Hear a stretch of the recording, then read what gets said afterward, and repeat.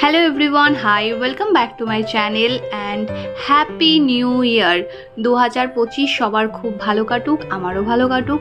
আর বছরের শুরুতে ঘুরতে না গেলে হয়, তাই আমরা বকখালির উদ্দেশ্যে রওনা দিয়ে দিলাম। আমাদের এই ট্রিপটা হবে একদিনের, সকালে রওনা দিয়ে আবার রাতের মধ্যে বাড়ি ফিরে যাওয়া। তো চলো আজকের ব্লগটা এখান থেকে শুরু করি। আর তোমাদের আমার ব্লগ কেমন লাগছে অবশ্যই আমাকে কমেন্ট করে জানিও। চারিদিকে যত দূর যাবে শুধু সমুদ্র আর সমুদ্র।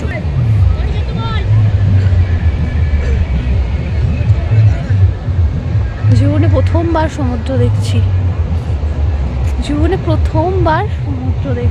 ভাবা যায়। জীবনে প্রথমবার সমুদ্রকে ছুঁয়ে দেখার অনুভূতিটাই আলাদা, এটা আমি ভাষায় প্রকাশ করতে পারবো না। একটা অদ্ভুত রকমের ভালো লাগা। আর এই সমুদ্রের গর্জন মানে কানে শোনা মাত্রই না মনে হচ্ছে যেন শরীর আর মন যেন একদম শান্ত করে দিয়েছে, মানে এতটাই ভালো লাগছে। আর জীবনের প্রথম ফিলিংস, প্রথম সমুদ্র দেখা, প্রথম অনুভূতি, মানে এটা ভাষায় প্রকাশ করতে পারবো না। বকখালিতে এসে সমুদ্র দেখে তারপরে আমরা একটুখানি ছবি তোলার জায়গা দেখছিলাম। এই জায়গাটা খুব সুন্দর, ছবি তোলার জন্য খুব অ্যাস্থেটিক, খুব সুন্দর ছবি উঠবে। বেশ কিছু ছবি রিলস আমরা বানিয়ে নিলাম। আর সমুদ্রে এসেছি, ডাব খাবো না তাই কখনো হয়? ডাব খেয়ে আমরা রওনা দিলাম হেনরি আইল্যান্ডের উদ্দেশ্যে।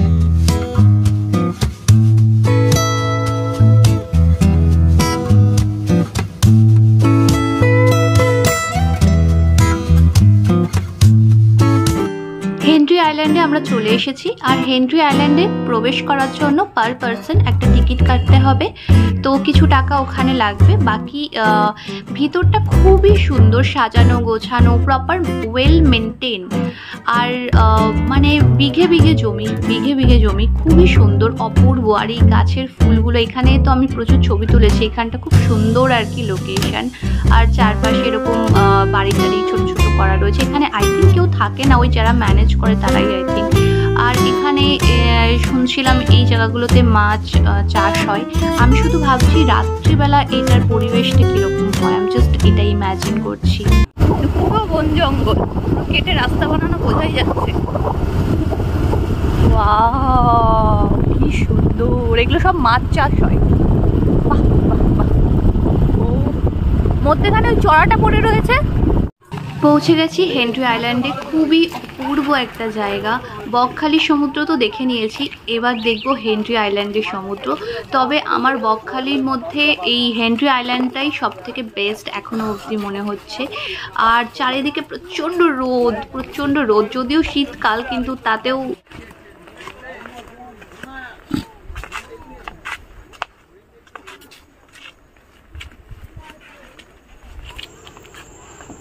চারিদিকে শুধু জঙ্গল আর জঙ্গল, মানে একটা টাইম পুরো জঙ্গল ছিল, সেটা বোঝা যাচ্ছে।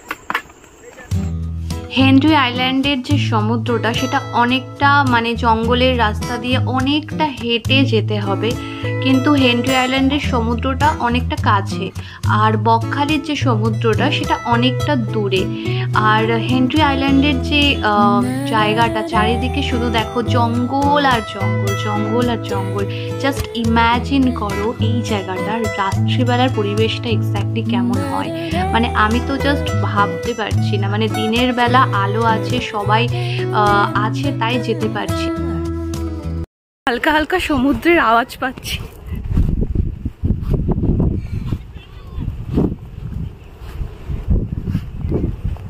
কি সুন্দর সামনের জায়গাটা। রাত্রিবেলা কিরকম?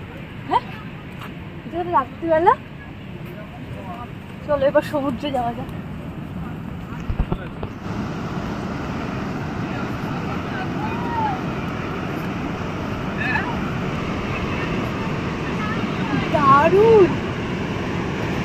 দারুণ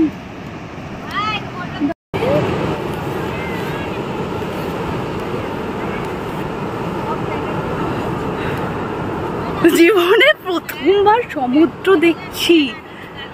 হ্যাঁ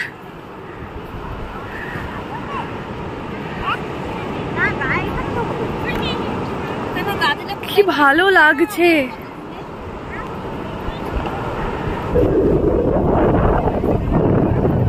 সমুদ্রের যে আওয়াজটা না, একটা গর্জন দিচ্ছে না, সে আওয়াজটা একটু অন্যরকম লাগে।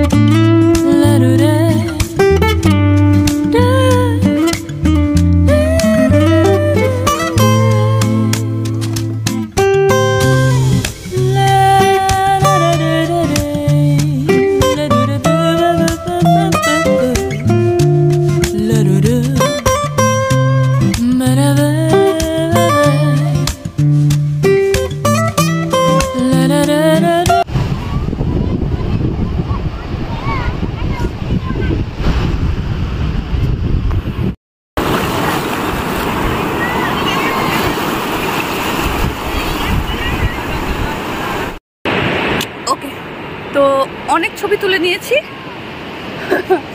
ফাইনালি, কিন্তু এখনো কনফিউজ আছি যে ভালো ছবি উঠেছে কিনা। কারণ আমি যদি এখন ছবি দেখি তাহলে আমার পছন্দ হয় না, পরে ঘরে গিয়ে ঠান্ডা মাথায় আমি যখন ছবি দেখবো তখন আমার ভালো লাগবে। কিন্তু এখন আমি যাই ছবি দেখবো আমার মনে হয় ভালো হয়নি, ভালো হয়নি। সূর্যটা দেখায়, কোথায় গেল?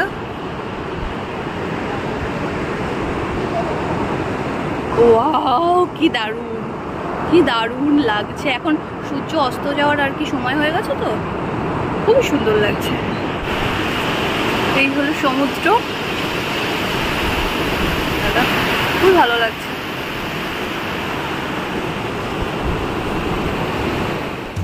বিকেল হয়ে গেছে, এবার বাড়ি ফেরার পালা।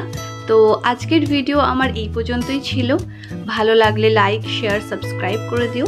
দেখা হচ্ছে নেক্সট ভিডিওতে। ততক্ষণের জন্য ভালো থেকো, সুস্থ থেকো, বাই।